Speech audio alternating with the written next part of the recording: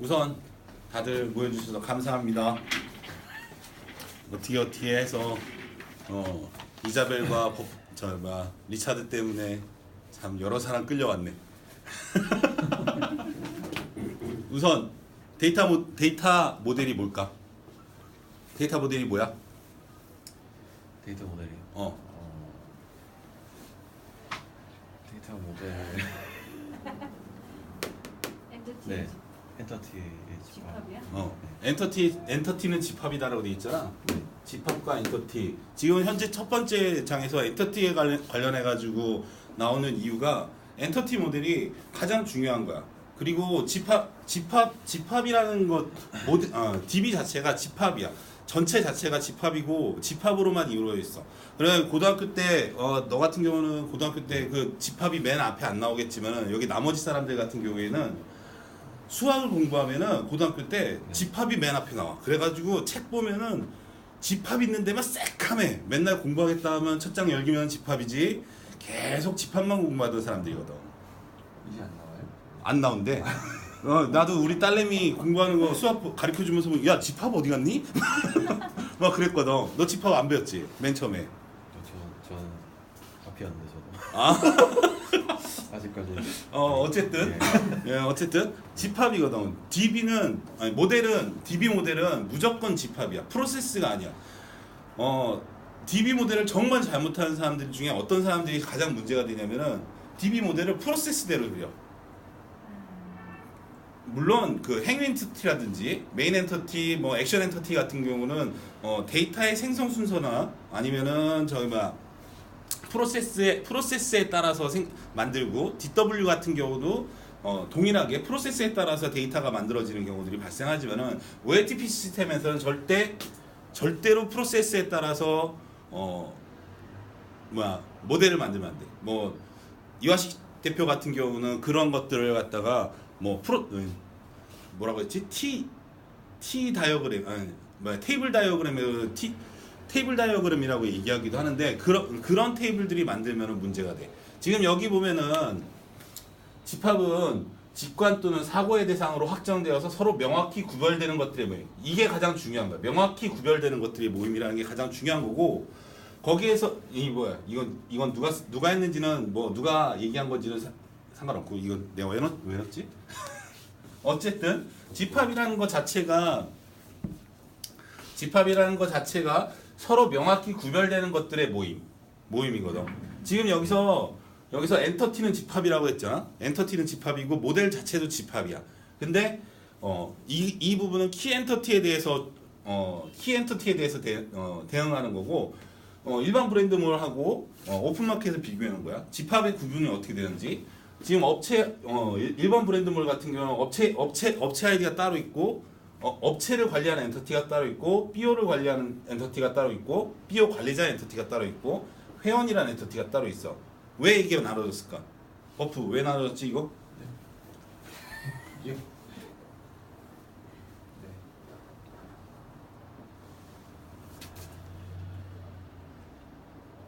얘네들이 하는 역할이 다 달라. 업체 같은 경우에는 물건을 판매하고 그에 대한 수익을 가져가. 그리고 BO 관리자 같은 경우 판매하나? 이 사람이 직접 판매해? 아니잖아. 업체가 판매하는 거 가지고서는 여기에 대해서 업체와는 직접적인 관계가 있고 물론 이 그림 이상하다고 얘기하지 마. 이거 PPT로 그리다 보니까 이렇게 된 거야. 버프 웃지 마 씨. PPT로 그리다 보니까 원래 이렇게 되었는데 PPT로 그리다 보니까 이렇게 된 건데 사이트 관리자 집합 같은 경우는 BO에서 관리하면서 전시라든지 상품을 등록한다든지 아니면은 뭐 이벤트를 등록한다든지 업체에 소속돼 가지고 그런 것들을 처리한다고. 근데 회원 같은 경우에는 판매를 하지 않잖아. 그지? 오로지 구매하고 뭐 거기에 대해서 클레임 걸고 아니면은 이렇게 고객센터에 전화하고 이런 역할밖에 안 한다고. 일반 브랜드몰에서 그런데 얘가 만일 오픈마켓에서 이런 구조로 동일한 구조로 되어 있을 경우에 회원이 가입을 했어. 가입을 했는데 내가 물건을 팔아야 돼. 그러면 어떻게 돼? 어떻게 돼? 얘는 지금 구매 관련 엔터티밖에 없어. 네. 주문이라든지 주문 상품이라든지 아니면은 뭐가 있지 또? 뭐 자산 관련된 거 뭐 그러니까는 뭐 포인트라든지 뭐 쿠폰이라든지 이런 것들이 있는데 오픈마켓에서는 회원 가입해가지고 바로 물건을 팔 수 있거든. 그러면 어떻게 되지? 그러면 상품 등록 판매 및 등록 관련 엔티티가 필요하잖아. 그지? 그럼 여기에 엔터티가 하나 이렇게 생기는 거지. 이건 엔터티라고 했지만 엔터티 집합이야. 엔터티들의 모임이야. 판매 관련된 게 보이지. 근데 얘가 또 판매만에 사이트 관리해야 될 거 아니야. 자기 뭐 미니몰 뭐 이런 거 만들어야 될 거 아니야. 그러면은 갑자기 얘 사이트 관련 엔터티가 여기에 달려. 그리고 BO 관리자도 상품을 등록하고 판매하고 거기에 대해서 수익을 가져갈 수 있고 업체도 또 그리고 구매도 할 수 있게 돼. 그러면 여기에도 이렇게 해당되는 것들이 생기고 그 다음에 업체도 또 똑같은 역할을 하게 된다고. 물론 정상적인 범위로 하면은 이거 백색으로 만들 수 없나? 어떻게? 네.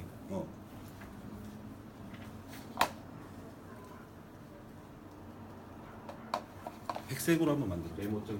메모장 이런 거 열어가지고. 메모장 열면 되겠네.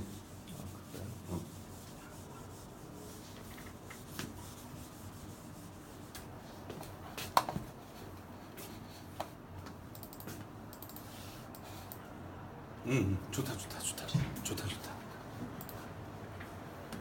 아까 얘기한 것처럼 업체하고 BO 사용자하고 그다음에 회원의 역할들이 하고자 하는 역할들이 이 세 개 업체 겹쳐지는 게 없었단 말이야.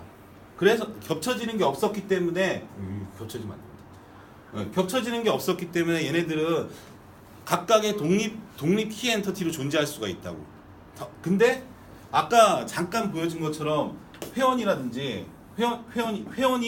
회원이 구매만 하는 게 아니라 판매도 한다고. 업체하고 겹쳐지는 교차점이 생긴다고. 그리고 또 BO 사용자 또한 이런 식으로 교차점이 발생을 한다고. 이게 뭐지? BO. 엔티티는 집합이라고 했잖아. 얘네들은 같이 공유하는 내용들이 없어. 그렇기 때문에 얘네들은 키 엔터티로 따로 빠지게 되는 거고 얘 같은 경우에는 이쪽이 아까 오픈마켓의 사용자 같이 이렇게 되는데 요 부분을 가지고선 키 엔터티를 만드는 거야. 왜 이렇게 하면 좋냐면은 아까 얘기한 것처럼 여기에는 만일 이런 형태의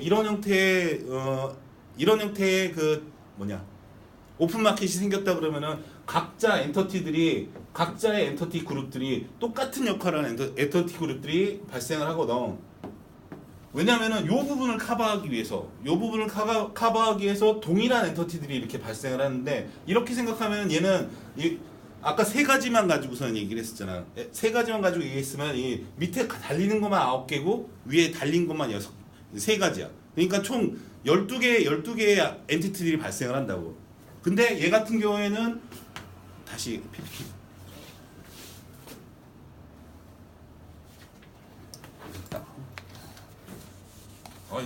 이게 동영상 편집 어떻게 하냐?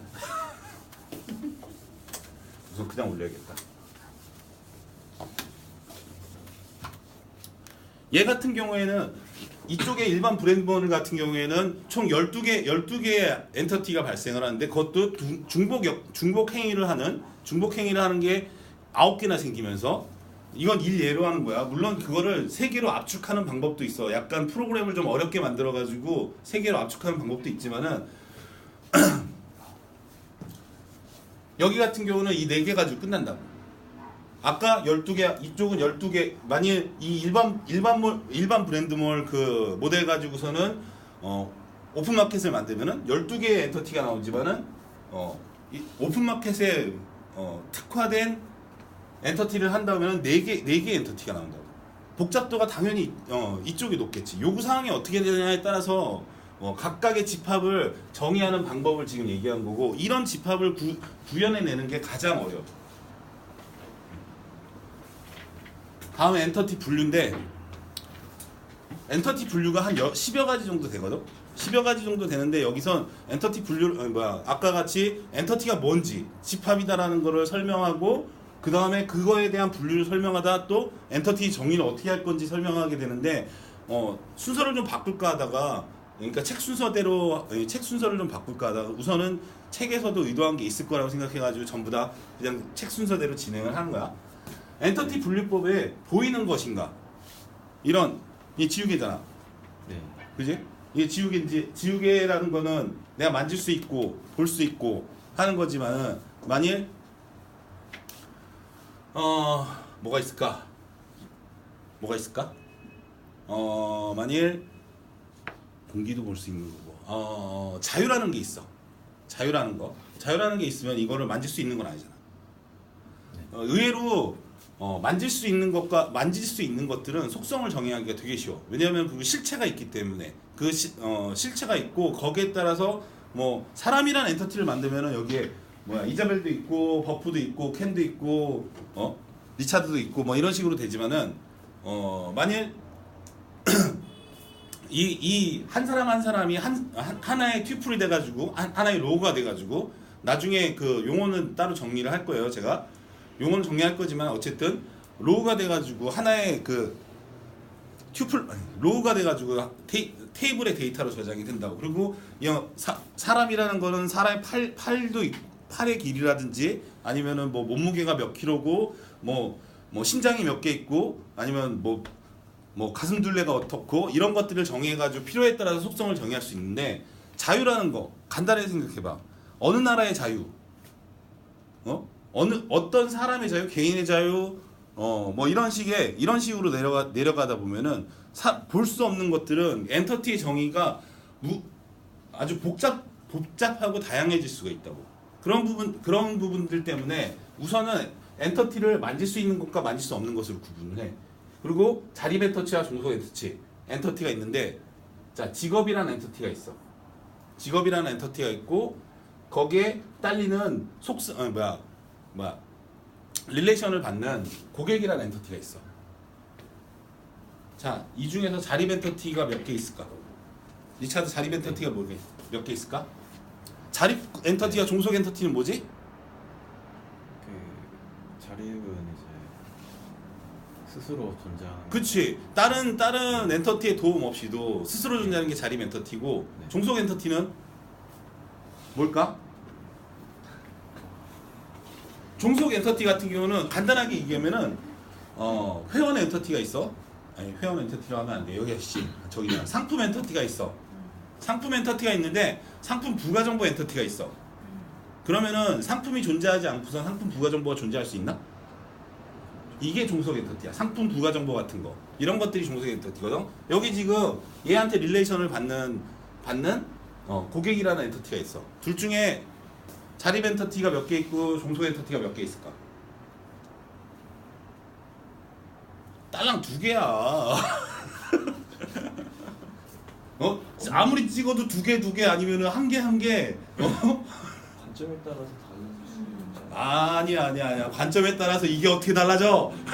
고객이 자립이 되고 고객이 자립이 되고, 직업이 종속이 될 수도 있고, 직업이 자립이 되고 회원이 그게 종속되는 걸 수도 있죠.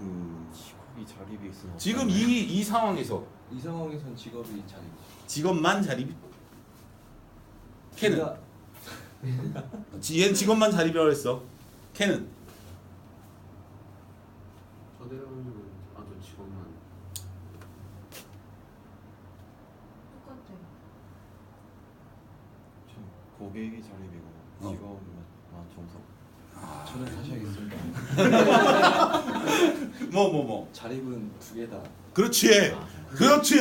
야. 종속이 될 수도 있다. 종속이 될 수도 있는 게 아니라 얘는 비식별 관계잖아. 네. 속성을 받은 거잖아. 둘 다 자립이야. 둘 다 자립이고, 직업의 키 엔터티를 키 그룹을 고객이 비식별 관계로 받은 거야. 그래서 얘는 종속이 아니야. 둘 다 자립이야.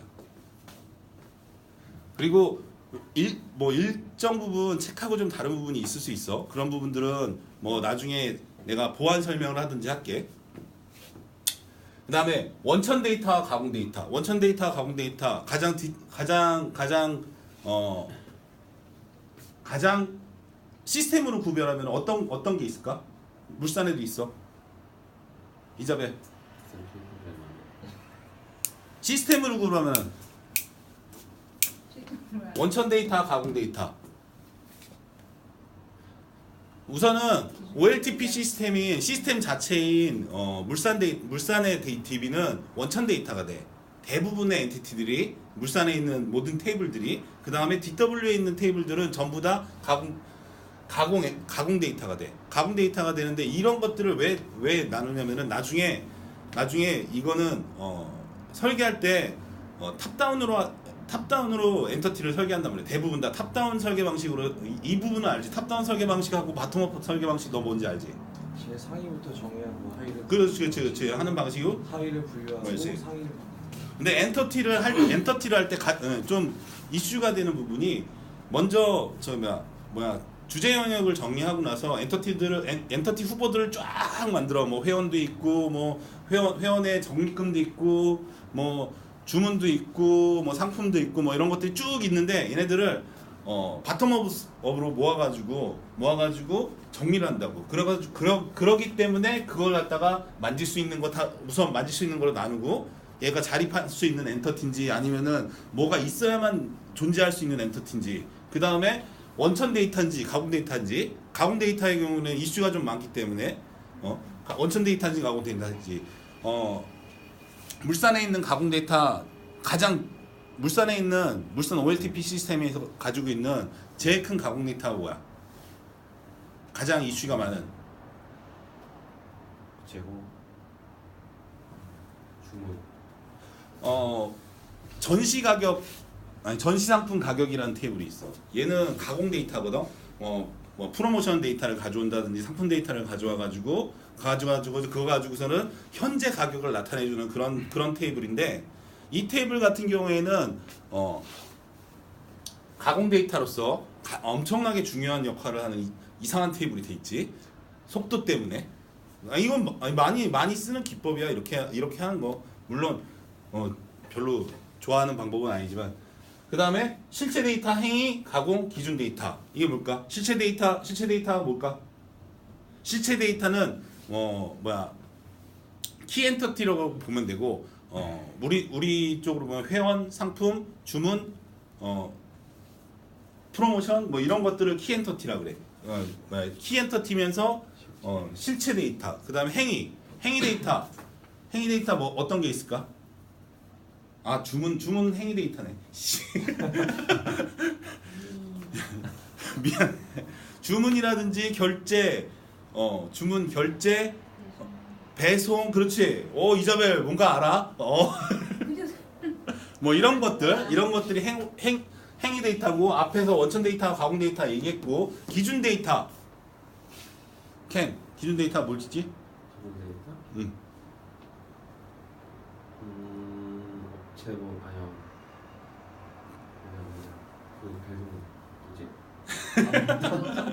배송 정책 배송 같은 경우에는 기준 데이터가 될 수 없고 브랜드 같은 경우가 기준 데이터가 될 수 있지.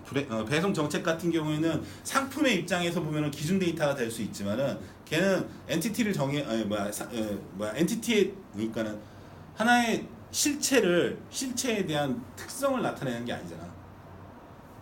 그리고 브랜드라든지 아니면 지금 물산에 지금 뭐 고시정보 지금 프로젝트 하고 있는데 고시정보 관련해 가지고 변경하는 게 있는데 거기에서 고시 기준 정보라는 게 있어. 고시정보 기준이라는 게 있어. 상품 고시 기준이라는 테이블이 있는데 얘가 어떤 품목 코드를 가지고 가면은 이런 고시 정보가 나와야 돼라는 정보가 가지고 있는 거. 이런 테이블들을 기준 정보라고. 그러니까 기준 엔티티라고 불러. 그 다음에 내부에서 생성됐는지 외부에서 생성됐는지.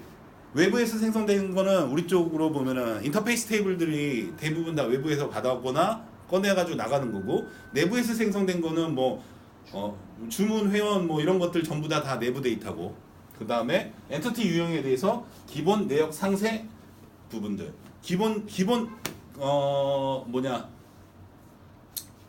기본 같은 경우에는 기본 같은 경우에 주문 같은 경우에 기본이 되고 내역 같은 경우에는 주문 상품 테이블이 내역이 되고 그 다음에 상세 엔터티 같은 경우에는 뭐 거기에서 뭐 디테일이 더 들어간다든지 좀 더 이런 경우가 발생하면은 상세 데이터가 됩니다. 만일 뭐가 있지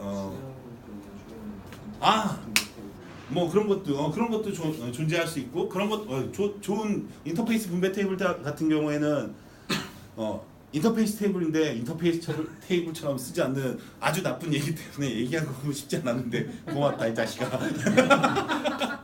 물류 출고 지시가 있습니다. 상세 엔터티 같은 경우에는 뭐가 있을까? 뭐 어쨌든 그런 지금 얘기한 그런 상품의 고시상세가 아니야 고시상세는 내역에 가깝고 아니지 상세에 가깝고 내역이 다 있는 기본하고 주문 있고 주문 상품 있고 뭐 지금 얘기한 그런 인터페이스 테이블 같은 내역 상세 테이블들 이렇게 있는 거 아주 적절했는데 아씨 원치 않은 다른 걸로 바꿔볼까요? 아니 뭐 이런 것들이 있어. 지금 이런 식으로 엔터티를 분류하는데 보이는 건지 스스로 존재하는 건지 요게 가장 중요하고 그 다음에 종속 엔터티의 종류. 지금 보면은 얘 분류를 하다 말고 갑자기 종속 엔터티에 대한 분류를 하고 있어. 책이 순서가 좀 이건 나중으로 나왔어야 되는데 그 부분이 들어있어가지고 우선은 진행을 할게는데 보면은 부모 엔터티의 부가 데이터를 관리하는 엔터티. 상품의 상품 가격. 부가 정보지 당연히. 기준 일자별로 해가지고 상품 가격이 여러 개 들어갈 수 있는 그런 테이블이고 제일 정규에서 발생하는 거 주문 상품 주문하고 주문 상품 두 개가 있어. 리차드. 네. 얘는 네. 어떤 게 종속 엔터티야? 1차 정교화에서 발생한 엔터티야? 원래는 뭐가 있어야 돼? 미안해. 대화를. 네. 1차 정교에서 발생한 엔터티가 예. 주문하고 주문 상품이 있어. 네. 원래 엔터티는 뭘까? 원래 엔티티는 그냥 중원 엔티티. 얘가 원래 엔터티가? 예, 주문에서 그 주문 상품 정보까지 갖고 있는 거를 지금 제일 정보에서 쪼갠 거죠.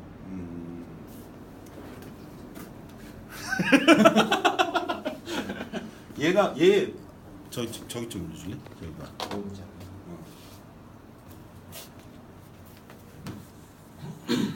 지금 버프가 얘기한 게 맞아. 물건을 구매하는 건 누구지? 아까 고객이라고 그랬잖아. 고객이 주문을 해. 뭘? 그렇지. 상품을 주문을 하잖아. 그러면은 얘하고 고객이 상품을 한 사람의 고객이 여러 개의 상품 살 수 있지. 그러면은 얘는 이런 식으로 이 산발이가 뭔지 다 알지? 이거는 다 알지 이거는. 근데 상품은 여러 고객한테 팔릴 수 있지. 네. 그렇기 때문에 다대다 형식이 발생을 해. 다대다 릴레이션이 발생하는데 다대다 릴레이션은 어떻게 풀지? 릴레이션 그 교착 엔티티. 그렇지. 교차 엔티티 가지고서는 푸는 거지. 여기에 고객과 상품이 있는. 그지? 근데 이 엔터티에는 고객 번호 1번에 상품 번호 2번, 고객 번호 1번에 상품 번호 3번, 이런 식으로 돼 있단 말이야. 그치? 네. 그러면은 얘는 뭐가 돼? 내가 지금 1차 정규화 설명하고 있어. 아, 예. 1차 정규화로 주키인데. 주키? 아니, 중복이잖아. 아, 예. 중복. 예. 중복이잖아. 예. 중복으로 해가지고 얘는 주문번호가 1번 뭐 10번이라고 하자. 아니 이거 뭐 5D 1번 OD 1번. 아, 네. 그치? 네. 그러면은 얘네들은 예. 1차 전교화 대상이지. 네. 그치? 1차 전교 왜 1차 전교화 대상인지 모르는 거 아니지? 원작과 비슷한 중복 제거해야 되는 어. 그런 거 아니죠? 1차 정교화는 지금 뭐 뒤에 가서 나오겠지. 1차 정교화는 중복 제거, 2차 정교화는 키 분리, 3차 정교화는 속성 분리야. 요거 이렇게만 우선 알고 있다. 나중에 뒤에 가서 할 때 자세히 할게. 얘가 중복으로 인해서 1차 정교화로 분리되기 때문에 얘는 OD 1번에 2번, OD 1번이란 주음번호에 3번이라는 상품을 가지고 있고 OD 1번은 1번이라는 회원 정보를 가지고 있어. 이런 식으로 해가지고 얘가 이렇게 엔터티가 떨어져 나오는 거야. 1차 정교화로 발생한 엔터티는 얘겠지 그럼? 네. 그지? 분리된 엔터티는 종속 엔터티는 얘고. 네. PPT 좀 열어주세요.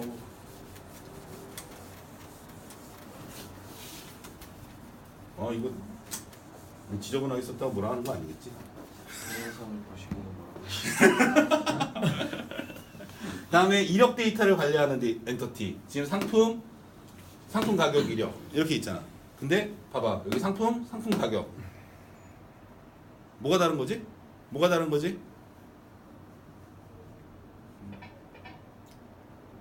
이자벨 뭐가 다른 걸까? 부모 엔터티가 부가 데이터를 관리하는 엔터티하고 부모 엔터티가 부가 데이터를 관리하는 엔터티하고 부모 엔터티가 이력 데이터를 관리하는 엔터티 차이가 뭐지? 얘는 상품 코드와 상품의 이름이라든지 이런 것들을 가지고 있어. 만일 상품의 이름이 여기 있어. 그리고 여기도 있어. 여기도 가격이 아니라 이름이 있어. 그러면은 얘는 이력 테이블이야. 이력 테이블이고 얘처럼 이력 테이블이고 얘는 지금 상품 코드는 여기 있지만은 여기 안에 가격이 없잖아. 얘가 선분 이력이면서 부가 데이터를 관리하는 거야. 그런 식으로 구분이 되는 거야 지금. 그 다음에 다대다 관계에서 발생한 교차 엔터티. 아까 얘기했던 주문하고 상품 이건 좀 잘못됐는데 여기에 하나가 더 들어가는 거지. 들어간다면은 그렇지 고객. 이거 아마 설명하느라고 이렇게 단순화해가지고 만들었을 거야. 단순화해가지고 만들었을 건데 어쨌든 여기 고객이 들어가야지 다대다 관계에서 발생하는 엔티티야. 아까 얘기한 것처럼 여기 고객이었다가 고객에서 여기서 주문이 분리되면서 다대다 엔티티가 한 번 더 다대다 엔티티가 한 번 더 쪼개지는 교차 엔티티가 발생하는 형태가 돼가지고 주문 같은 경우에는 회원에 대한 주문에 대한 주문 상품에 상품하고 연결이 되는 그런 형태가 되는 거죠. 그 다음에 슈퍼타입하고 서브타입의 엔터티. 슈퍼타입하고 서브타입이 존재를 하는데 아까 맨 처음에 얘기했던 거 보면은 맨 처음에 볼래? 미안해. 야, 지금 얘 같은 경우에는 아까 집합을 얘기할 때 교집합을 이렇게 얘기했단 말이야. 그지? 응? 교집합을 이렇게 얘기해서 얘가 엔터티가 돼. 이 사용자라는 엔터티가 된단 말이야. 사용자라는 엔터티가 요 부분이 사용자라는 엔터티가 되는데 얘네들은 어디가? 서브 타입으로 여기에 붙어. 얘네들이 어디 갈 데가 없잖아. 지금 사용자라는 키 엔터티를 만들기 위해서 맞지 않는 부분들이 발생하는 거를 감안하면서 하나로 통합한 거란 말이야. 그렇기 때문에 얘에 대한 이 나머지 것들에 대한 것들이 서브 타입으로서 들어가게 된다고. 다시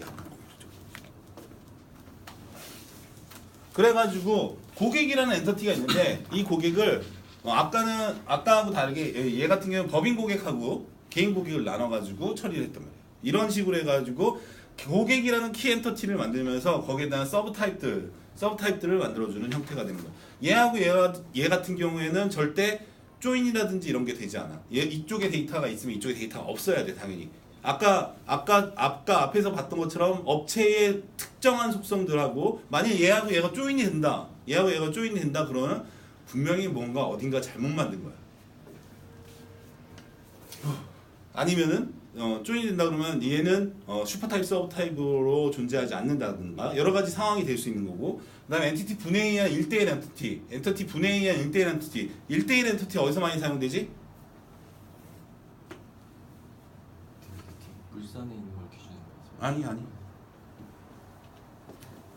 1대1 엔티티는 일반적인 OLTP에서 발생을 하지 않고 데이터가 너무 많아졌거나 테이블 자체가 너무 커져가지고 물산에 있는 것대로 하면은 버프는 못 봤을 거고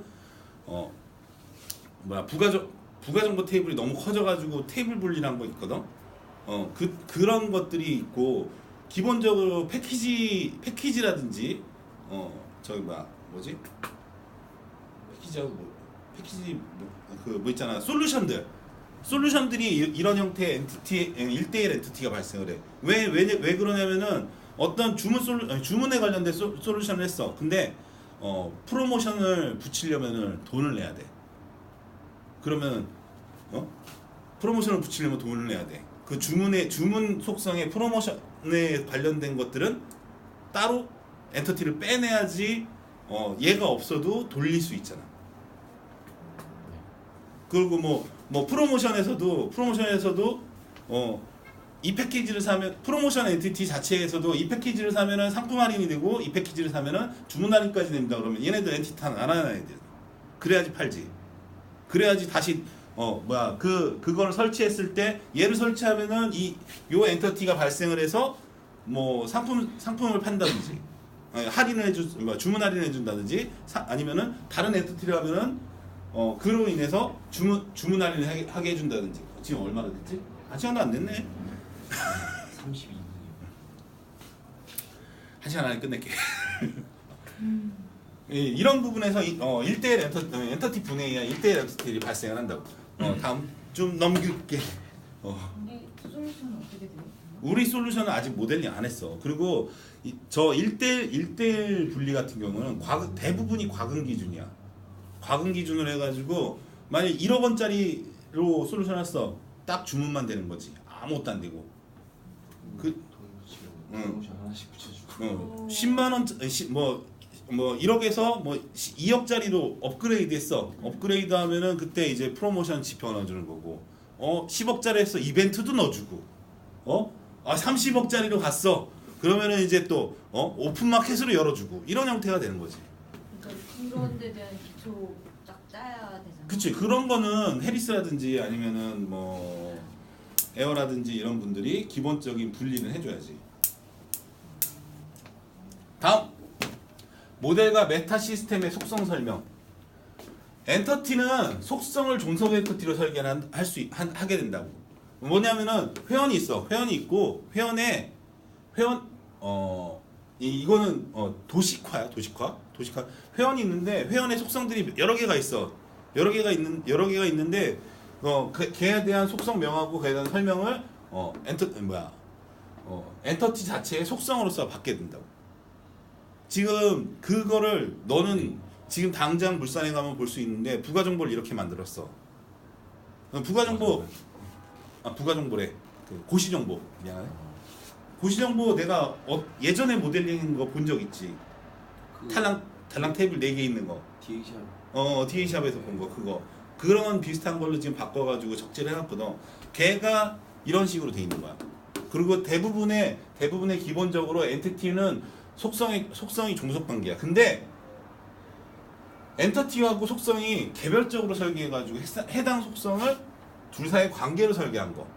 지금 속성을 이런 거지. 얘는 뭐 회원의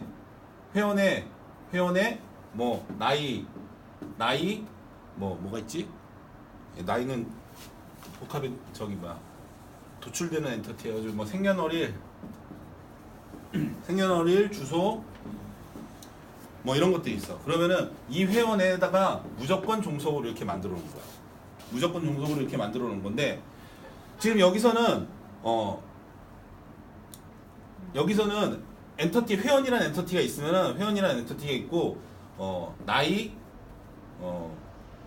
주소, 전화번호 뭐 이런 게 있는데 회원이라는 엔터티는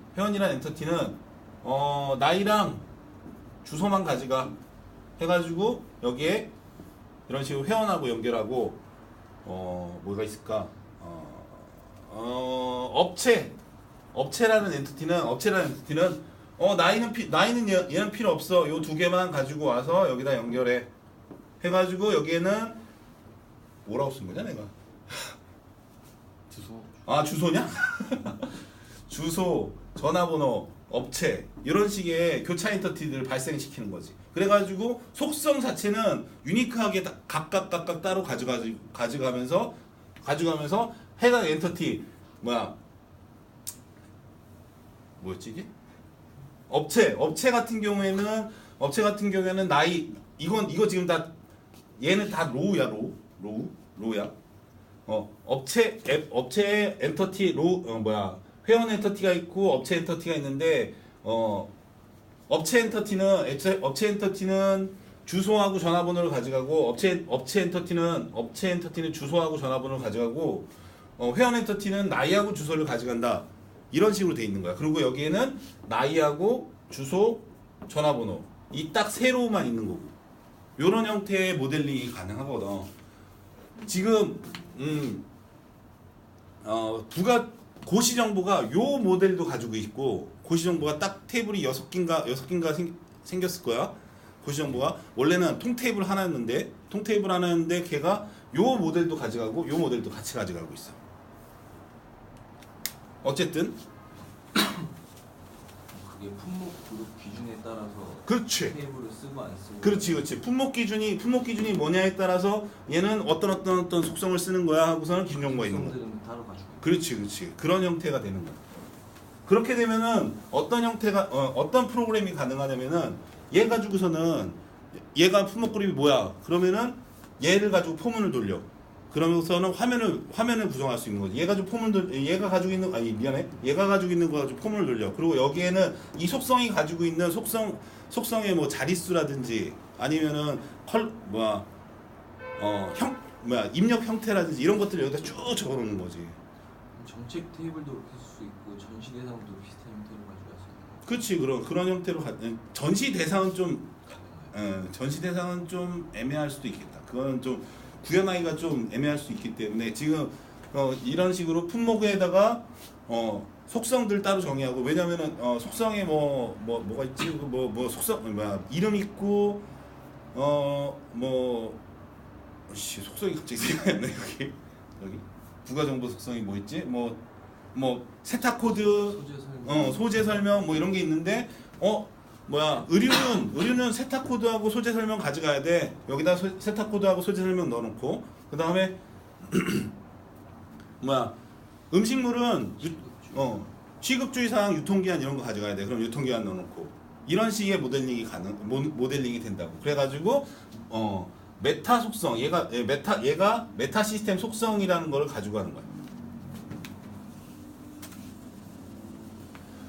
이거는 일반적인 종속 엔터티로 가져가는 거고 얘는 메타 정보를 가지고서는 엔터티를 설계한 거고 지금 이런 것들을 예로 들어서 지금 부가 정보를 가지고선 설명한 거고 원천 데이터인가 아까 앞에서 그 원천 데이터인가의 가공 데이터에 대한 거 스스로 존재하는지 그리고 사용자 입력에 준하는 행위에 쓰는 거기에서는 키인이라고 했는데 꼭 키인이 아니라 뭐 마우스 클릭이라든지 아니면은 요즘엔 드래그 드롭이라든지 이런 것들도 같이 하고 원천 데이터는 무조건 참조 무결성이 존재해. 참조 무결성이 존재하고 정규가 반드시 필요한 데이터들.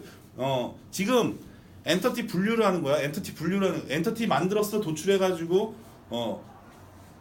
갑자기 생각나는데 야 예. 프로젝트를 딱 시작해.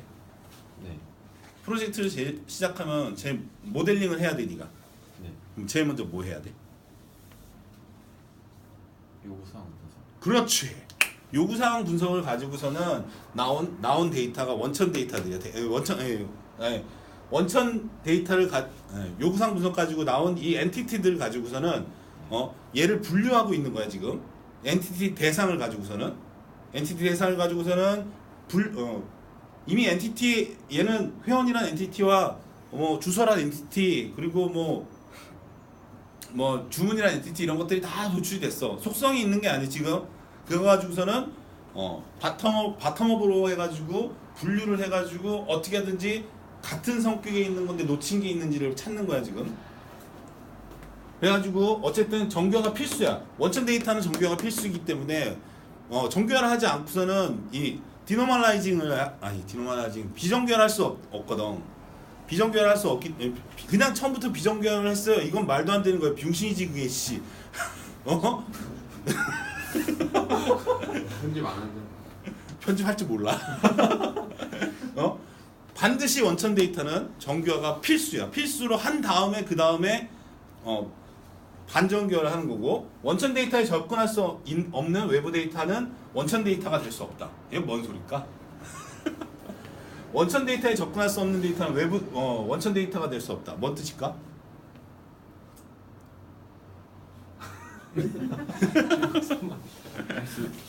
이게 뭐냐면은 너 뭔가 설명하려는 것 같아. 봐봐. 없다라고 하시는데 있다라고 돼 있는. 될 수 있다. 미안해. 무슨 말일까?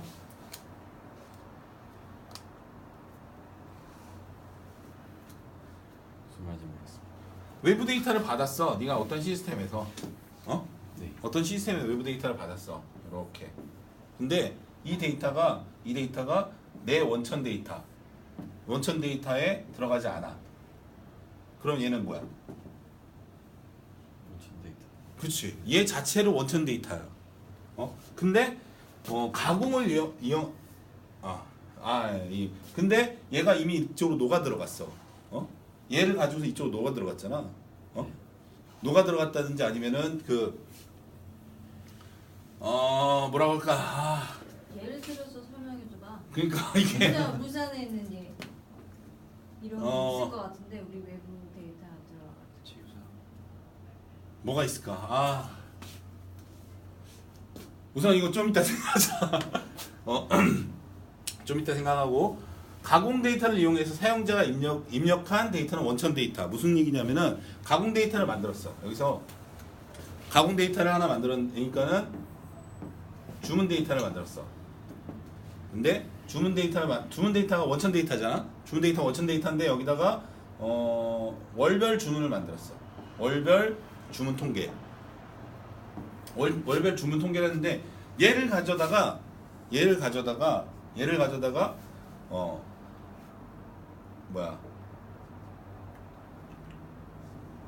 주문 미래 예상을 이라고 해가지고 어떤 사람이 키인을 해가지고 넣었어. 그러면은 여기서 사람들이 만졌잖아.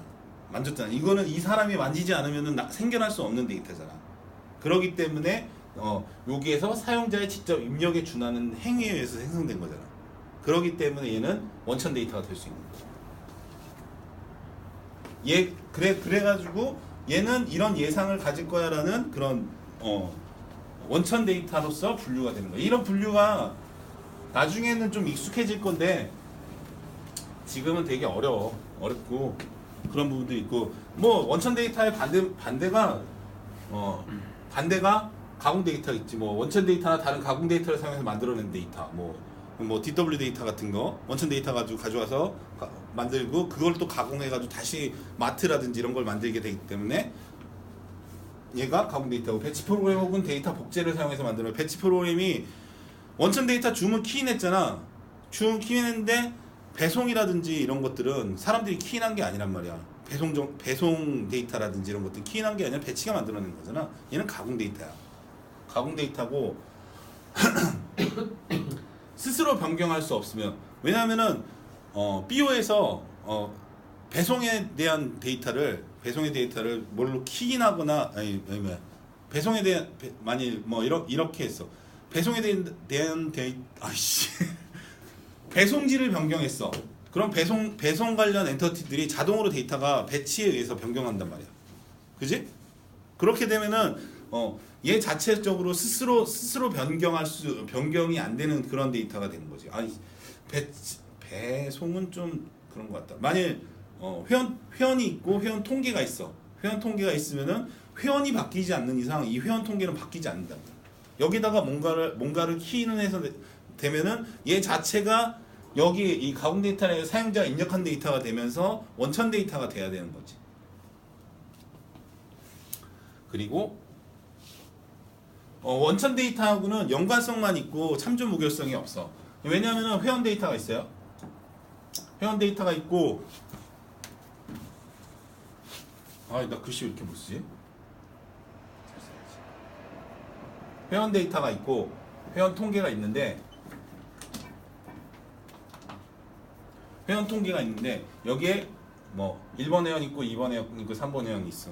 그래가지고 여기에 전체 회원 3명 이런 데이터가 있는데 만일 얘가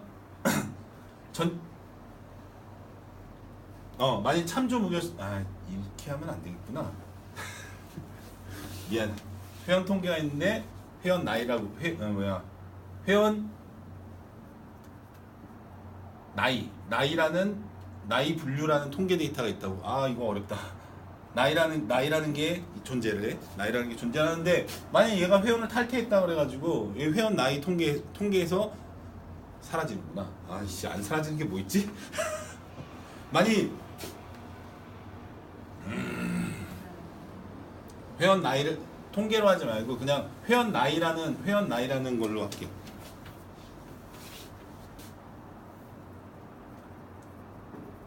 나이라는 걸로 해가지고 1번은 여기에는 생년월일 이렇게 회원 생년월일이 있어가지고 회원 생년월일이 있어가지고 뭐 얘는 2000년생, 얘는 1974년생, 또 얘는 1800년생, 뭐 이런 식이 있는데 만약 여기에 릴레이션이 존재를 한다 그러면은 얘 데이터가 삭제를 하려면 얘를 지워야 되잖아. 여기에 1, 2, 3 해가지고 2000년생이면 몇 살이야? 한 18살 됐나? 18살 얘는 45살 모르겠다. 어쨌든 만약 여기 릴레이션이 존재를 한다 그러면은 얘를 만약 이 데이터를 회원 나이라는 그 가공 데이터를 삭제를 하려고 그래. 이게 왜 가공 데이터냐면은 얘와 얘를 가지고서는 만들어낸 나이잖아. 그지?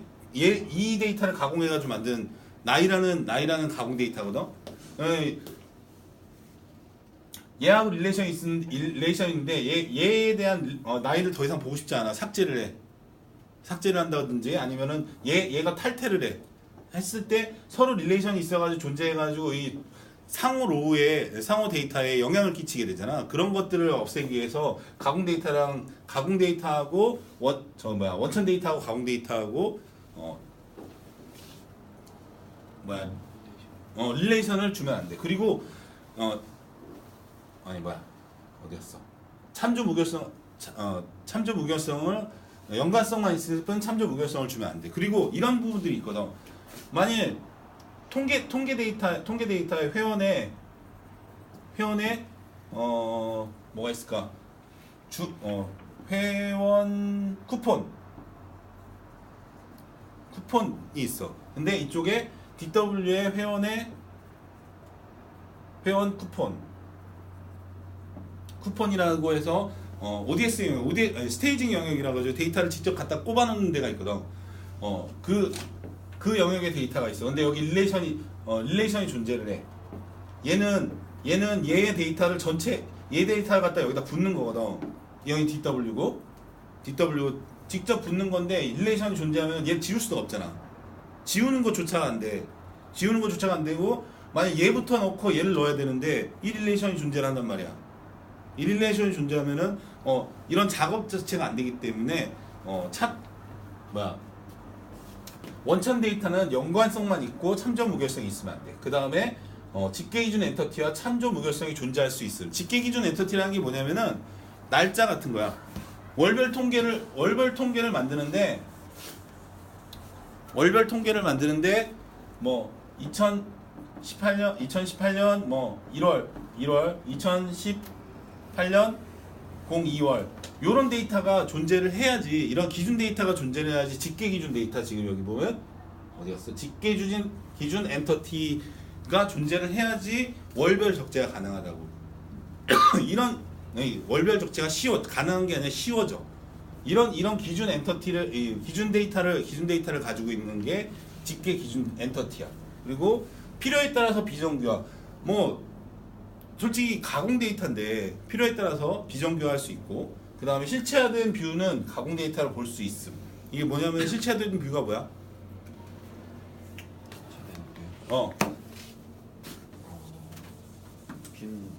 뷰인데 이제 실제 그 테이블로 이제 그렇지. 물리적인 공간을 갖고 있는 탭을 얘기하는 거지. 실체화된 뷰 같은 경우에는 원천 데이터가 우리 쪽에는 코드 테이블들이 있고, 그 다음에 정책 테이블들이 원천 데이터를 존재하고, 거기에 따라서 머티리얼라이즈드 뷰가 존재를 하게 되는 그런 데이터. 그리고 이 원천 데이터가 없으면 이 머티리얼라이즈드 뷰는 당연히 존재할 수 없고, 그 다음에 코드 테이블하고 머티리얼라이즈드 뷰하고 릴레이션 존재하지 않고, 왜냐면은 지우고 들어가야 돼, 딜리트하고 인서트가 되는데, 머티리얼라이즈드 뷰 자체가 물리적인 공간을 갖는 거기 때문에 실제로 데이터가 지워지고 들어가. 그렇기 때문에 지워지고 들어가야 되는 릴레이션이 존재할 수 없고, 뭐 이런 식에 따라서 이 머티리얼라이즈드 뷰는 MV라고 하지. MV는 가공 데이터를 볼 수 있고, 원천 데이터의 위치 생성 방법, 데이터 정합성, 구현 방법 등에 대해서 반드시 ERD라든지 테이블 설명에 들어가 있어야 돼. 안 그러면은 얘가 어디서 만들어진 건지, 뭘 가지고서는 만들어진 건지 알 수가 없고, 나중에 이걸 찾는 것도 일이야. 반드시 이런 부분들에 대한 설명들이 들어가야 돼.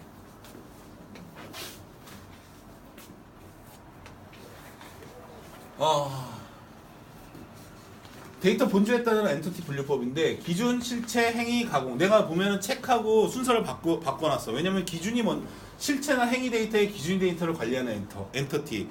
얘가 먼저 존재해야지 실체라든지 행위라든지 존재하는데, 기준을 맨 뒤에다 넣어놨더라고.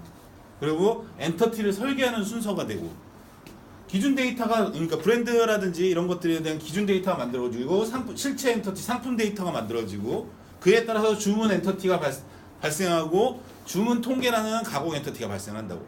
이런 순서대로 해가지고 엔터티의 생성 순서대로 해가지고 분류를 해놓은 거고, 뒤에 가면 자세한 건 나오니까. 그래서 내가 이거를 순서를 좀 바꿔서 설명할게. 코드 같은 기준 정보 및 브랜드 같은 코드 같은 기준 정보, 브랜드 같은 기본 정보 성격의 데이터를 관리하는 엔티티를 기준 정보라고 하고, 그래가지고 모델링을 하면은 가장 먼저 시스템이라든지, 지금 우리 같은 경우 시스템 서브젝트 에어리어 시스템이라든지 브랜드 같은 거, 그런 것들을 먼저 설계한다고. 그 다음에 업무 수행 시 참조되는 이유로 참조 엔터티. 무조건 얘는 코드 엔터티 같은 경우에는 릴레이션이 그러니까 가상의 릴레이션이 있다고 생각하는 거지. 그래가지고 무조건 참조가 되잖아. 웬만한 프로그램들에서 코드 엔터티는 다 참조가 돼가지고 모델에서 처리를 해. 모델이래. 서버에서도 메모리에 올려놓는다든지 이런 식의 처리가 되고, 실체 엔터티는 보이는 것을 관리하나, 기준 엔터티는 개념적인 거 관리. 날짜, 브랜드, 환율, 코드 같은 거. 이거 다 어디 있는 거지? 우리 시스템에 있는 거지. 시스템 에어리에 있는 거지. 그지? 날짜, 시스템 날짜인가? 캘린더. 시스템 캘린더, 그다음에 브랜드, 환율, 코드 다 시스템에 있는 거야. 이런 거. 그다음에 업무 식별자가 주식별자로 사용. 업무 식별자, 날짜 엔터티에는 날짜가 주식별자가 되고, 브랜드는 브랜드 아이디가 주식별자가 되고, 환율 같은 경우는 해당 통합 코드와 해당 날짜가 주식별자가 되고, 코드가 당연히 코드가 되고, 얘 자체 테이블 유명과 동일한 것들이 주식별자가 되는 거야. 그다음에 업무 식별자하고 가상 식별자, 인조 식별자 이런 것들이 있거든. 그건 좀 뒤에 나오니까는 그게 뭘 의미하는 건지 나중에 얘기해 줄게. 그다음에 대부분 변경 이력을 관리. 보면은 브랜드라든지 환율 같은 경우는 아예 자체적으로 뭐 선분 이력이기 때문에 얘 같은 경우는 코드는 이력을 관리하지 않지만 이런 기준 정보들은 대부분이야. 그래서 대부분이라고 적은 거야. 다가 아니고 변경 이력을 관리하고 데이터 건수가 많잖아. 얘네들은 기준을 관리하는 거지 어떤 이력이라든지 행위에 대해서 나타나는 게 아니기 때문에 데이터 건수가 작아. 그다음에 기준 엔터티의 설계가 데이터 품질을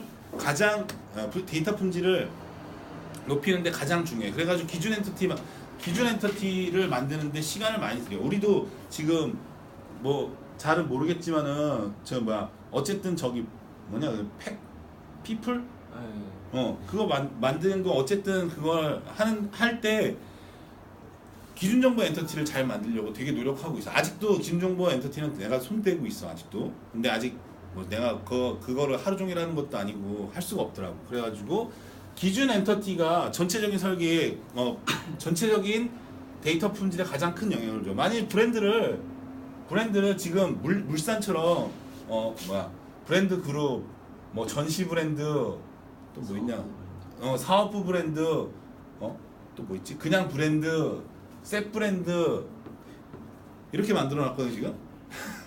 내가 지금 죽고 싶어 아주 그냥 미친 거지 이거는. 브랜드를 이렇게 많이 만들어 놓은 얘 같은 경우에는 그냥 연계 속성이라니까 셋 브랜드 같은 경우 연계 속성이니까 뭐 어쩔 수 없다 쳐. 지금 이걸 다 가지고서는 기준 정보를 만들어 놨어. 브랜드 하나 가지고 어차피 실체는 하는데 실체는 하는데 개념을 여러 개 만들어 놓은 거야. 원래 실체가 안 좋아서 그렇습니다. 쌤에서 오는 브랜드 자체가 구분이 그런데요. 어쨌든 그런 부분들 이런 모델을 만들어져 있기 때문에 물산 모델이 거지 같다는 거야. 몰랐어. 어떻게 보면 저 쌤에서 오는 브랜드도 워천 데이터, 기준 데이터 잘못돼 있으니까 우리한테 영향을 끼치는 거죠. 그냥 셋 브랜드 그냥 브랜드 이렇게만 했는데 저렇게 전시부에 네, 다음은 실체 엔터티. 먼저 기준이 되는 데이터를 만들었으면은 실체 엔터티, 키 엔터티라고도 부르고 뭐 여러 가지로 불러. 실체 엔터티를 만들어야겠지. 뭐 회원이라든지 상품이라든지 이런 거. 실체의 존재와 관련된 데이터를 관리하는 거지. 뭐 회원 같은 경우는 이름, 생년월일, 뭐 주소 등 그런 어트리뷰트로 구성이 되고. 어트리뷰트가 뭔지 알지? 네, 속성은 뭐야? 물리에선 뭐라고 불러? 물리세요. 컬러. 그렇지. 이것들에 대한 연관성을 꼭 기억하고 있어야 돼. 튜플은 뭐야? 튜플, 인스턴스, 이- 로우. 그렇지. 그런 식으로 연결되는 단어들에 대해서 잘 기억하고 있어야 돼. 지금 아직 두 분 같은 경우에는 익숙하지 않겠지만 이런 단어들이 엄청 다르게, 그러니까는 뭐 말하는 사람들마다 다 달라. 어떤 논리에 가서 얘기하거나 뭐 개념 모델에 가서 얘기하면 뭘 했다가 저리 가면 뭐라고 부르고 똑같은 건데 어차피 그런 것들이 많으니까 우선 실체의 존재와 관련된 데이터를 관리하고 실체가 발생시킨 데이터를 관리하는 게 아니야. 내가 회원 데이터인데 회원이라는 엔티티인데 내가 저희 사이트를 다니면서 클릭해가지고 클릭 이력이라는 테이블이 생겼어. 이 클릭 이력이라는 거는 회원에 대한 클릭 이력을 갖고 있는 행위 데이터의 집합이지 실체 엔터티가 될 수 없다는 거야. 네, 엔터티는 본질 식별의 복잡도가 높은 경우 실질 식별자, 인조 식별자의 단순하게 가져오기 직관적이다. 이게 무슨 소리일까? 첫 번째 줄 이게 무슨 소리일까? 이자벨. 본질 식별자의 복잡도가 높은 경우 실질 식별자의 인조 식별자를 사용하여 단순하게 가정하는 것이 직관적이며 명확하다. 무슨 얘기일까요? 모르겠네. 회원이라는 엔터티가 있어. 회원이라는 엔터티가 있는데 얘의 실질 식별자가 뭐야? 주민등록번호 국가가 부여한 가상 식별자잖아. 아이디 회원 자체가 부여한 가상 식별자잖아.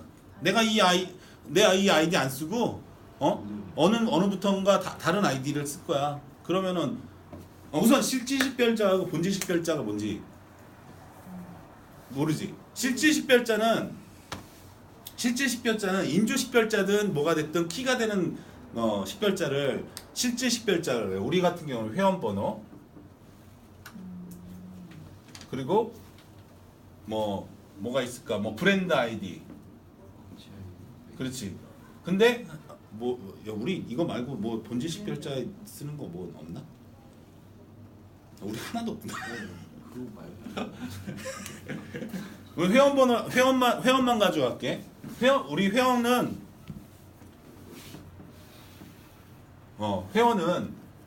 회원 번호라는 걸 키로 가지고 있지.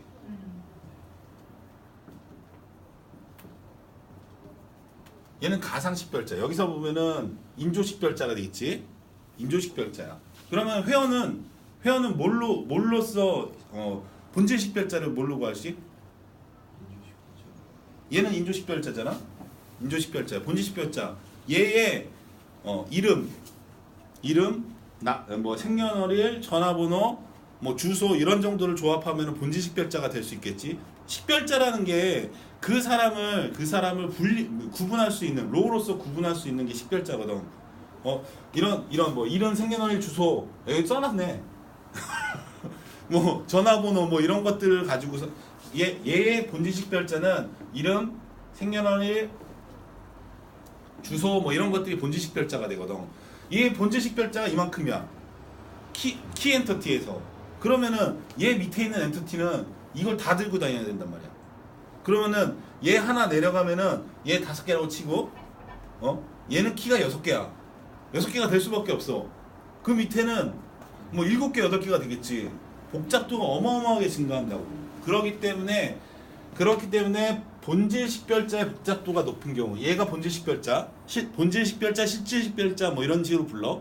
본질 식별자의 복잡도가 높은 경우에는 실질 식별자는 인조 식별자, 회원 번호랑 인조 식별자를 해가지고 얘 밑으로 어떤 게 떨어졌을 때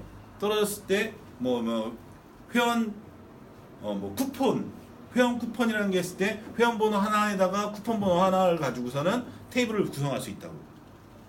근데 만약 본질 식별자 이 5개의 컬럼을 가지고서는 회원을 구분한다. 그러면은 얘 같은 경우에는 회원 쿠폰으로 가면 당장 6개의 키를 가진 테이블이 생성된다고. 키 구조가 복잡해가지고 좋을 게 하나도 없어.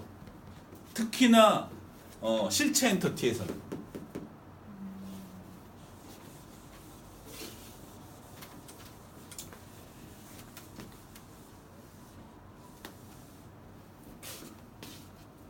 그리고 본질 식별자랑 실질 식별자는 같은 의미야? 본질 식별자, 실질 식별자 요거는 같은 의미고 인조 식별자, 뭐 가상 식별자 뭐 이렇게 많이 부르거든. 여러 가지 책마다 다 달라. 진짜 어떤 사람은 뭐 이렇게 부르고 어떤 사람은 저렇게 부르는 그런 것들이 많이 있기 때문에 그런 것들은 나중에 책을 좀 읽다 보면은 익숙해질 거야. 그 다음에 타엔티티에 비해서 과감하게 통합하여 전체 모델 구조를 단순화한다. 아까 같은 경우에 아까 맨 처음에 보여준 거 보면은 일반 브랜드에서의 이 엔터티하고 쭉 진짜 어떻게 보면은 얘네들의 세계에 대해서 아무리 오픈마켓에 간다 그래도 실제 이만큼의 데이터를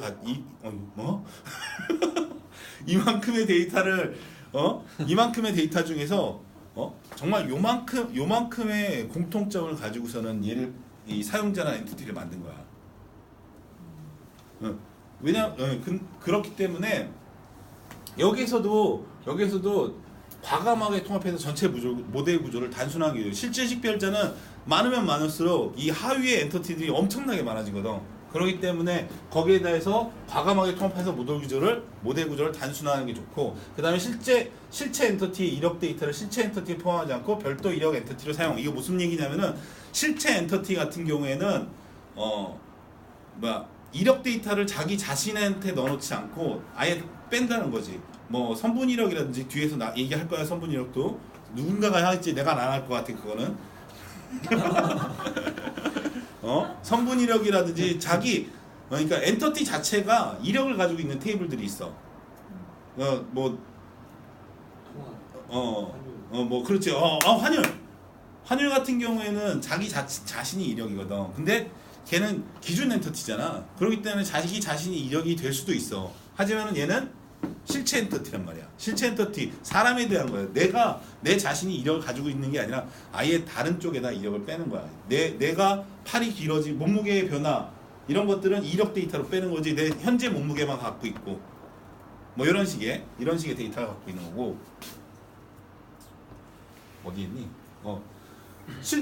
실체 엔터티는 행위 엔터티에 의해서 발생 이런 거지. 지금 회원이라는 거 내가 회원이야. 회원인 어떤 그러니까 물산에 회원으로 들어가 있어. 그러면 내가 회원 가입을 해야지 회원이 되는 거잖아.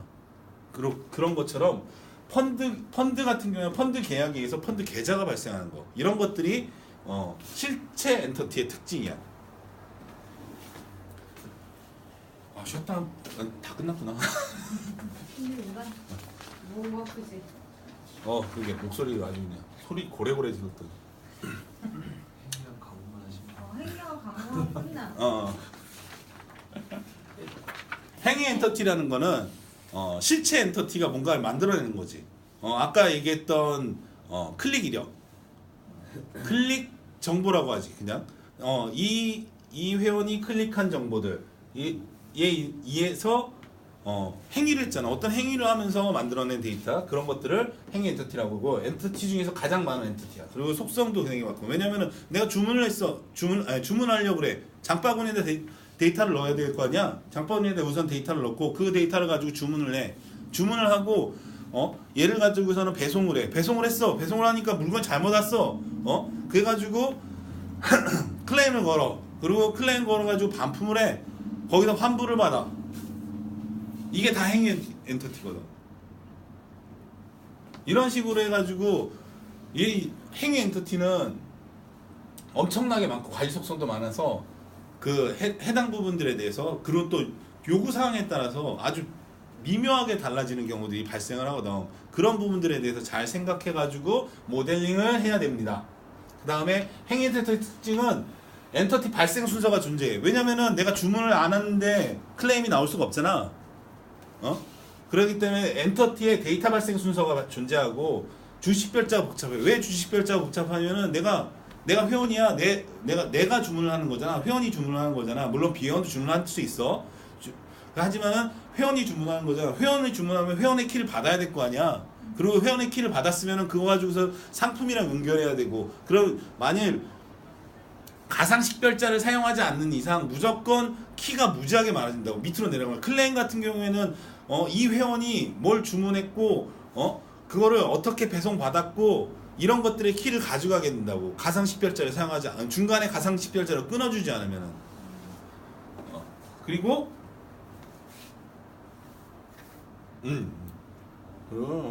대부분 업무 식별자. 대부분 업무 식별자를 사용한다는 게 아까 이런 거지. 아까 회원번호 가상식별자잖아. 가상식별자인데 내가 어떤 상품을 클릭했어. 그러면 이 테이블은 클릭 이력이잖아. 그러면은 내 회원번호에 클릭한 상품 번호가 붙는 거잖아. 이거 업무 식별자가 아닌데? 뭐가 있을까? 뭐가 있을까? 코드로 분리되는 거. 회원 밑에 코드로 분리되는 거. 아니 그거 말고.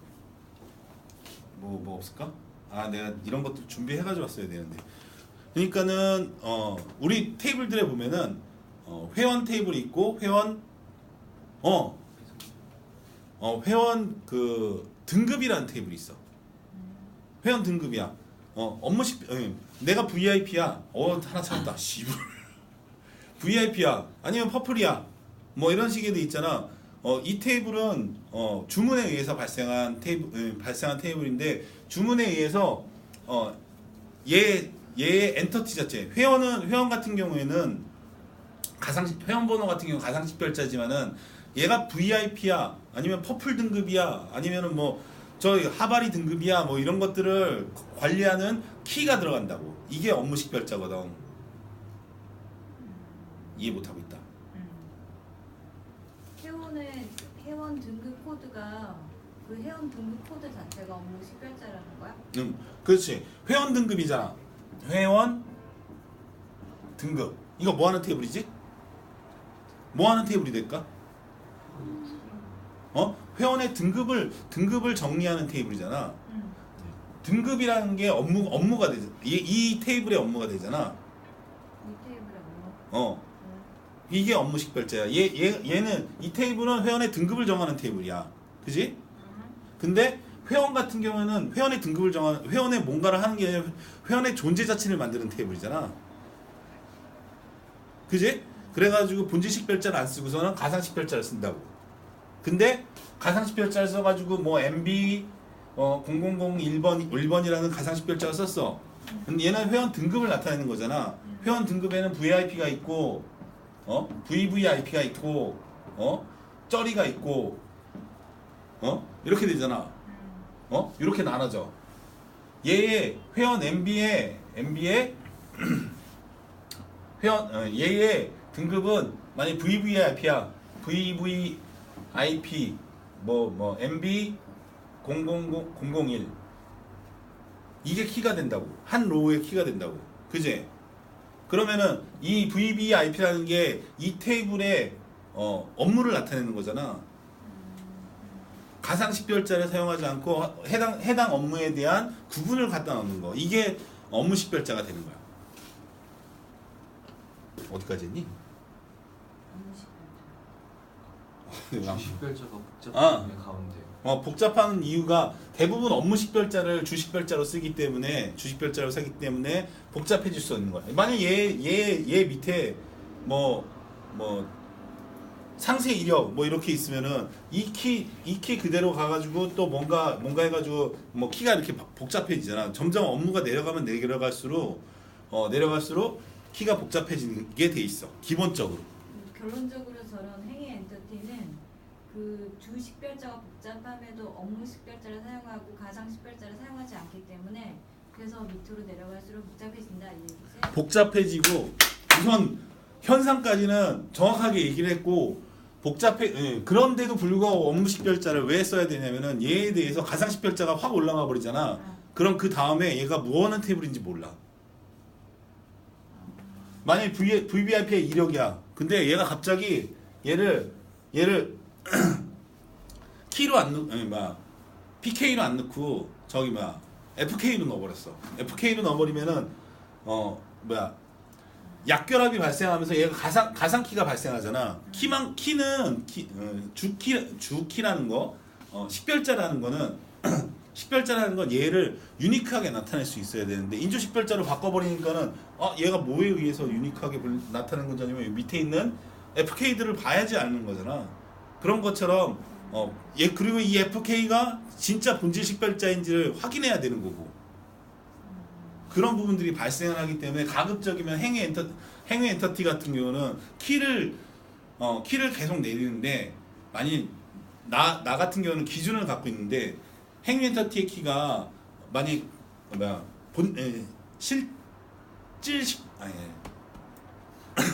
실체 엔터티의 키가 만약 하나였을 때 행위 엔터티의 키가 4개 이상이 되면은 그때부터 그 다음 거는 무조건 가상 키로 넘겨.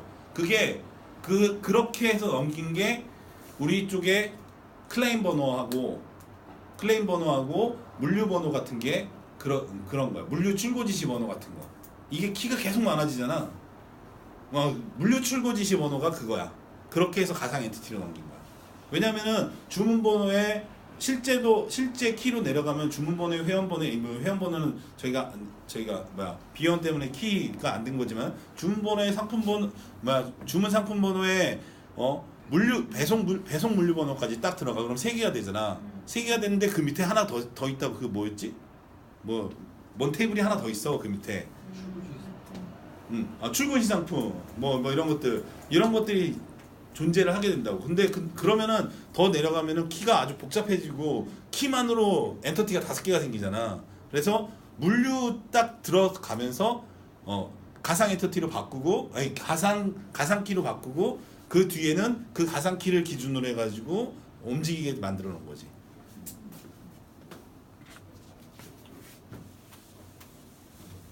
그런 규칙이 있다는 건 처음 알았어요. 그건 학교에서 배우는 거지. 아니 블랙이 그런 기준을 가지고 있어요. 아니 이건 학교에서 배우는 거야. 아니 행위 엔터티는 실질적으로 그 가상 10별자를 사용하지 않지만 그렇지만 4개 이상이 넘어가게 되면 아니 너는 이건 4개 이상은 나의 그러니까 기준인 너가 거고 할 나의 기준이고 복잡도가 증가하게 되면은 그 부분은 DA가 판단을 해가지고 여기서 그러니까는 업무가 바뀌었잖아. 나 같은 경우는 주문에서 물류로 업무가 바뀌는 시점에서 얘를 바꿔준 거야. 왜 이런 식으로 가상 인조키라든지 인조키를 만들어 가지고 하는 거야. 했다는 거지.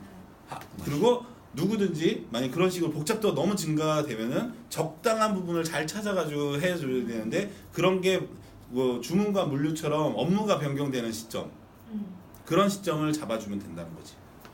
그리고 행위 엔티티에서 인조 10별자를 남발하면 데이터 성격이 파악이 안 된다. 아까 얘기했던 것처럼 막 중간에 갑자기 PK로 쭉 내려가다 FK로 푹 넣는데 얘를 어떻게 구별할 수 있는 방법이 없는 경우가 발생하게 만들면 안 된다는 거지. 식별자 도출할 때는 반드시 6하 원칙에 따라서 분석하고 그에 따라서 6하 원칙에 따라서 식별자를 분석을 해야 돼. 이게 행위 엔터티이기 때문에 누가 언제 어디서 무엇을 어떻게 왜 했는지를 담을 수 있어야 돼. 근데 엔터티의 기준을 해가지고 그런 식으로 해가지고 만들어 놓고 그걸 분류하는 작업도 반드시 존재를 해야 되고 그렇기 때문에 식별자가 복잡하다고 그런 거고 관계가 복잡할 수밖에 없는 게 누가 회원이 언제 날짜 엔티티 받아오고 날짜 엔티티에서 데이터 받아오고 어디서 어떤 SSF 몰에서 무엇을 상품을 어떻게 카드로 왜 그냥 사고 싶어서 이런 식의 각각의 엔터티들에서 릴레이션을 받게 된다고 행위 엔티티들은 지금 내가 얘기한 거 다 엔터티야. 지금 마지막에 왜만 아니 빼고 이 엔터티들을 다 릴레이션을 받게 되기 때문에 릴레이션이 식별자가 복잡해 엔터티의 관계가 복합적인 관계가 발생할 수 있다는 겁니다. 그리고 그 다음에 이런 행위 엔터티 같은 경우에는 주문자명을 주문 같은 경우 주문자명을 따로 갖고 있어.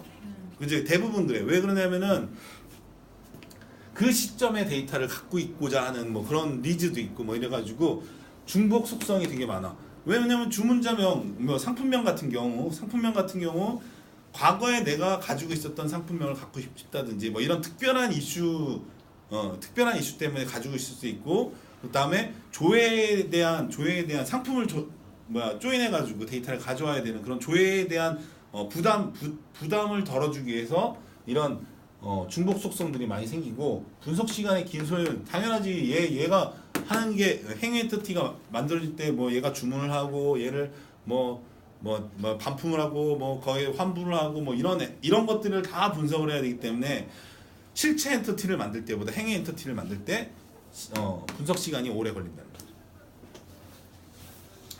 다음은 가공 엔티티. 아까 얘기했던 가공 엔티티하고 같은 건데 지금 보면은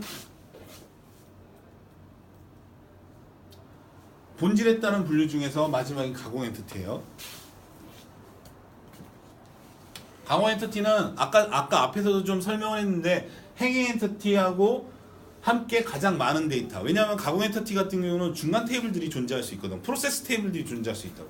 데이터를 쭉 끌고 와가지고 여기에다가 우선 똑같은 테이블을 여기 실제 엔티티들 원천 엔티티에서 데이터들을 다 갖다 놓는데 똑같은 걸 갖다 놔요. 여기다 우선 갖다 놓고서는 얘네들을 뭘 만들어 뭘 이렇게 얘랑 더하고 해가지고 계산을 해가지고 어떤 엔티티를 만들어. 당장 얘 10개였으면은 이 중간에 10개였고 그 다음에 여기 플러스 하나가 생겼잖아. 당장 가공 엔티티가 더 많아. 그지? 실체 엔티티보다. 근데 모든 데이터를 다 실체 엔티티로 가공 엔티티로 만들지 않기 때문에 행위 엔티티와 함께 가장 많은 데이터를 갖고 있어. 근데 그리고 실체 행위 기준 엔티티의 데이터를 가공한 데이터를 관리하는 엔티티고 기초 속성이 집계 요약 임시인 경우에 고객 엔티티 포인트 총합 속성 이런 것들은 실체 엔티티가 되는 거고 그다음에 포인트 종합 엔터티의 고객명 속성의 존재. 이거는 가공 엔터티가 됩니다.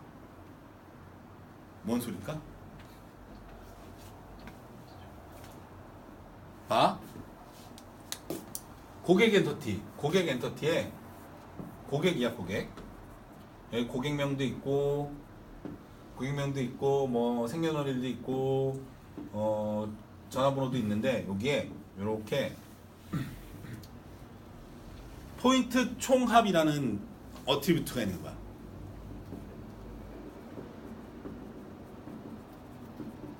이 포인트 총합은 어디서 왔겠어? 포인트 이력 뭐 이런 데서 왔겠지? 그지? 회원 포인트 이력 이런 데서 얘를 썸해가지고 여기다 넣겠지. 일종의 계좌의 잔액같이 여기다 넣겠지. 포인트 총합. 얘는 속성이 집계잖아 얘. 집계 속성이잖아. 집계 속성을 갖고 있는 거예요. 그럼 얘는 집계 엔터티일까? 얘는 실체 엔터티라는 거지. 실체 엔터티라는 거고. 근데 여기 포인트 다음 설명하는 거 이거 다 책에 있는 거야. 다음 설명하는 거는 포인트 총합이라는 포인트 총합이라는 엔터티에 이거는 여기에다 만들 수도 있고 따로 포인트 총합이라고 해가지고 뭐 이렇게 얘는 퍼플코인이다 이렇게 해가지고 여기다 만들었어. 퍼플코인 하나만 있어서 어떤 데 갔더니 퍼플코인만 있는 게 아니라 뭐 통합 포인트도 있고 마일리지도 있고 뭐 이렇게 되면은 회원한 사람당 뭐 관리하는 게 많아지잖아. 그럼 엔티티로 대부분 뺀다고. 그래가지고 여기 포인트 총합이라는 테이블을 만들어가지고 여기 회원 번호에 얘가 뭐였지? 퍼플코인 포인트 회원번호 멤비 001에 포인트 마일리지 뭐 이렇게 해가지고 얘는 100원, 1000원, 2000원 뭐 이렇게 했어. 이렇게 했는데 여기에다가 얘랑 조인할 게 회원명밖에 없는 거야. 회원명밖에 없어가지고 여기다 회원명을 넣어버렸어. 뭐 MB 뭐뭐 이런 김개똥이다 이런 식으로 여기다 회원명을 넣을 수 있어. 이거는 디노멀라이징 한 건데 이런 식으로 딱 여기 이 테이블하고 조인을 하는데 대부분 이름만 가져와. 아니 대부분이 전부 이름만 가져와. 그럼 이름 여기다 넣어도 돼. 나중에 이거에 대한 데이터 정합성을 맞춘다는 대전제 아예 넣으면 돼. 넣어가지고 얘에 대한 속도를 계산할 수 있는 아주 큰 방법이 된다 그러면 이렇게 한다고. 어쨌든 이렇게 만들었어. 그러면 이게 얘 같은 경우에는 실체 엔터티의 중복 속성이잖아. 그랬을 경우라고 하더라도 이게 하나뿐만 아니라 여러 개가 있을 수 있거든. 이 안에 뭐 생년월일도 여기 들어오고 나이도 여기 들어올 수도 있어. 이렇게 됐을 경우에 얘는 가공 엔터티라는 거를 설명한 게 한 몇 페이지 있을 걸 이거 아마 꽤 있을 거야. 몇 장 있을 거야. 뭐 많지는 않겠지만은. 그리고 강화의 특징 가장 많이 사용하는 것이 조회 성능 향상을 위한 집계 엔터티. 우리 뭐 있지? 물산에 뭐 있지? 물산에?